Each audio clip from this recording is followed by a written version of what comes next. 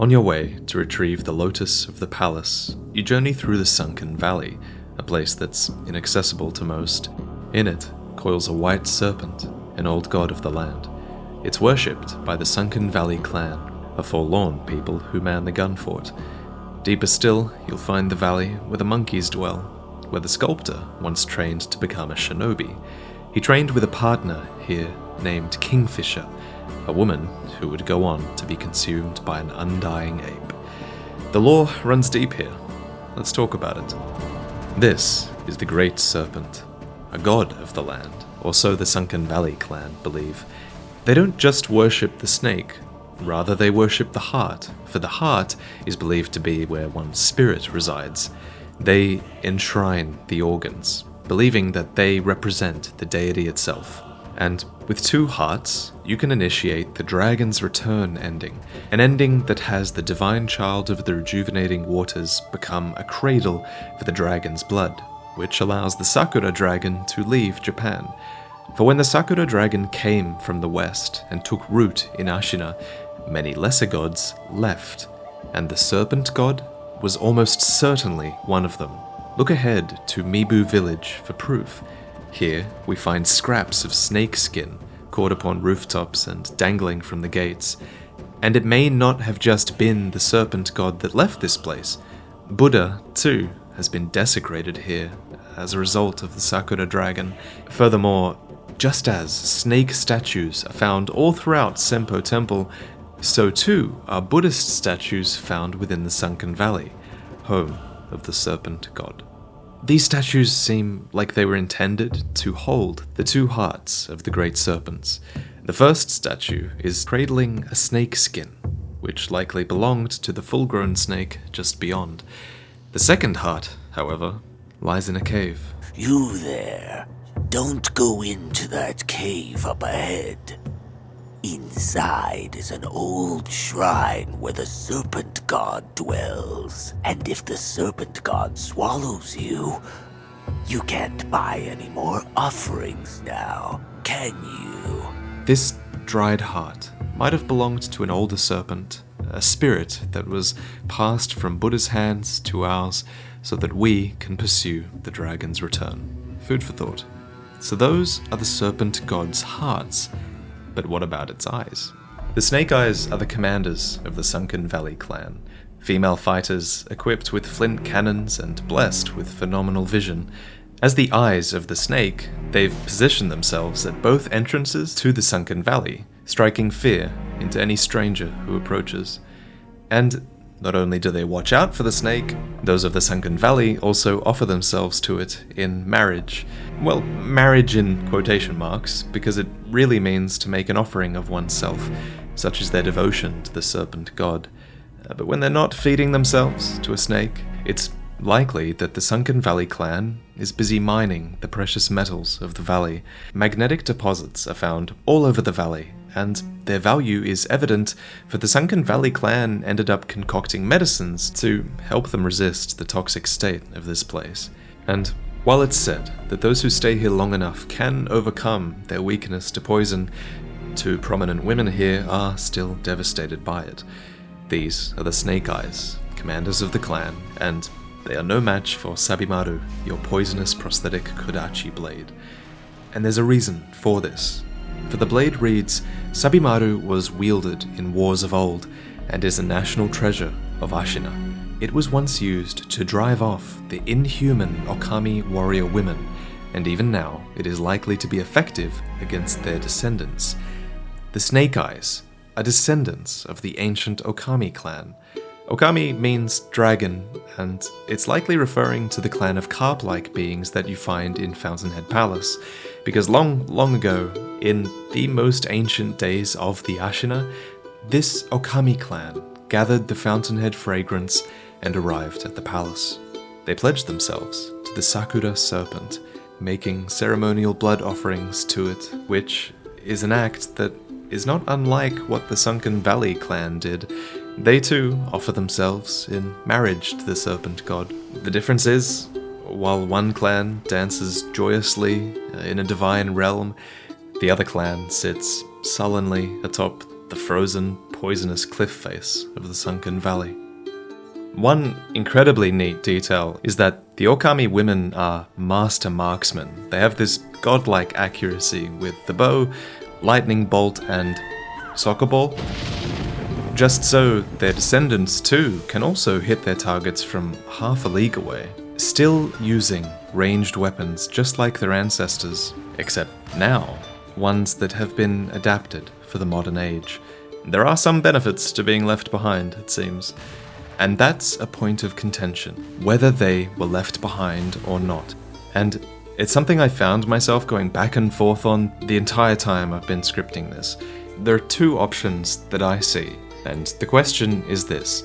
Was the Sunken Valley clan left behind when the rest of their clan ascended, staying loyal to the Serpent god, whereas the Okami went on to worship the Sakura dragon? Or did the Okami ascend to the divine realm and then return, with some serpent-worshipping descendants going on to settle in the Sunken Valley?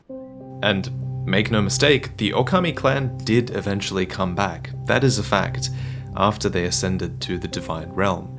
They brought the thunder with them, invading Ashina and killing its people. The game calls this an old war. It's a long-forgotten event, so it's no surprise that the details are scarce. We don't even know why they invaded, and I'm curious to hear your thoughts.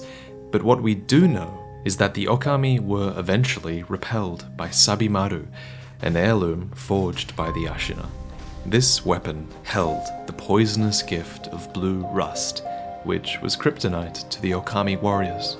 The context of this war changes, dependent on whether you believe that the Sunken Valley clan was left behind when the Okami ascended, or whether you believe the Sunken Valley clan came to exist after the Okami invaded and descended from the fountainhead. There's evidence for both ideas. I can't find one piece of evidence that makes it true beyond reason, so I'll tell you both stories, and you can decide what to believe. So first, the Sunken Valley clan may have come to exist as a result of the Okami's failed invasion. The green mossy gourd says that it was made out of necessity by those that made poisonous lands their home. It said that if you live there long enough, eventually poison won't affect you at all. If the Okami were indeed bitter at being defeated by poison, then perhaps they wished to overcome this weakness over generations of exposure. Alternatively, it's also fair to believe that the Sunken Valley clan was left behind by the Okami clan when they ascended to the divine realm. If this was the case, then they would have learned about their weakness to poison from living in the valley all this time, and they may have helped the Ashina forge Sabimaru when the Okami came back and invaded. Sabimaru was gifted with poisonous blue rust, after all, and there is evidence of an alliance between the Sunken Valley clan and Ashina. Many of the Sunken Valley man the watchtowers of the Ashina, and the key to their gun-fort shrine is even kept in the private quarters of the Ashina elite. Together, the Ashina and the Sunken Valley clan may well have repelled the inhuman Okami. I like this theory more.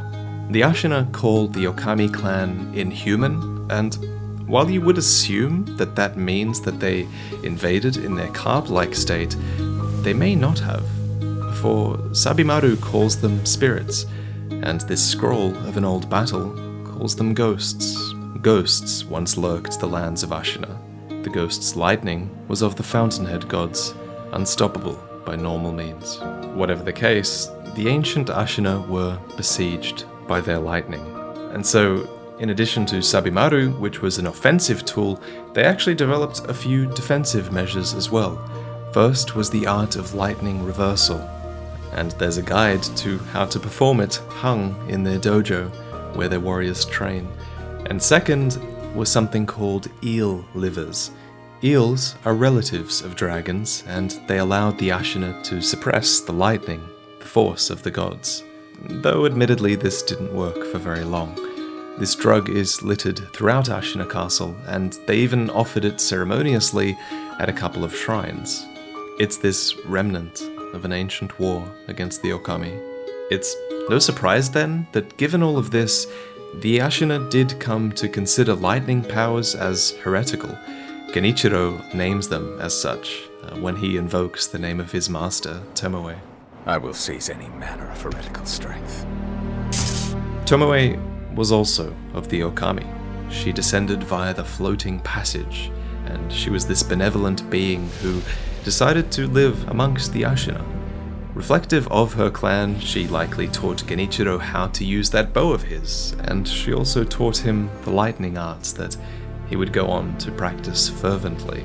She would eventually sacrifice everything for a boy named Takeru, a boy cursed with the dragon's heritage, but that story is one for another time.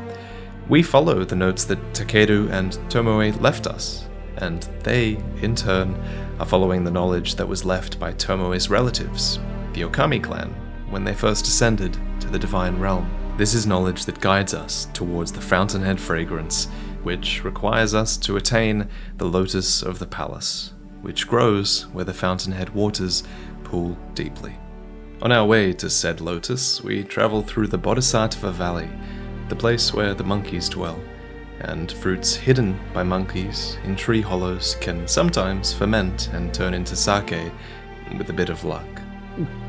Ah, it burns the throat, same as ever. This really brings back memories. I trained in the techniques of the shinobi, in the valley where the monkeys dwelled. By yourself? No. There were two of us. We were rogue shinobi. There was no proper master for the likes of us. That's why we went to the valley. To run, to jump, to clash swords. Where one slip would mean your doom. That was how we trained. We came to move exactly as monkeys did after a time. I'd drink this monkey booze whenever I tired of training. And I'd listen to the howl of my partner's whistling finger while I drank. Whistling through that ring would fill the valley with a somber melody. Strangely enough, I enjoyed that sound. The sculptor's partner was called Kingfisher, a name that was etched onto her ring. Her cry could once be heard all along the waterfront of the Sunken Valley, and her whistle could be used to drive beasts wild. Speaking of which, this is the guardian ape, sitting in the cove where the Fountainhead waters pool. It's cultivating this lotus to give to its mate, for the ape actually lost its previous partner, whose corpse you find hidden away in an alcove. It's been so long since he lost her, though, that even the flowers offered in tribute to her passing have withered to dust. For the ape is immortal. This is thanks to the centipede, which emerges when you sever the ape's head, using this gigantic sword that likely once belonged to the sculptor's training partner, the Kingfisher. It's an incredible weapon, but it's no mortal blade, and within the immortal ape's belly, we find the Kingfisher's ring. What's that you have there? Where did you get that finger? The guardian ape of the Sunken Valley. I found it in his belly. I see. To think it was in the belly of an ape. I'm sure it'll play a somber but enjoyable tune. Make sure you use it well. If she is indeed dead, then the loss of this woman could have been what first led the sculptor to become Shura. For when the sculptor turns again at the end of the game, you can use the Kingfisher's ring to play a somber tune, a weeping voice full of solitude and beauty, somber enough to temporarily quell a voice of rage. With the Kingfisher avenged, we can claim the Lotus of the Palace, putting us one step closer to the Fountainhead Fragrance. Next, we travel to Ashina Depths, to this bottomless hole, to the Hidden Forest, and to Mibu Village. Remember to hit the notification bell so you don't miss when the video goes live, and I'll see you next time.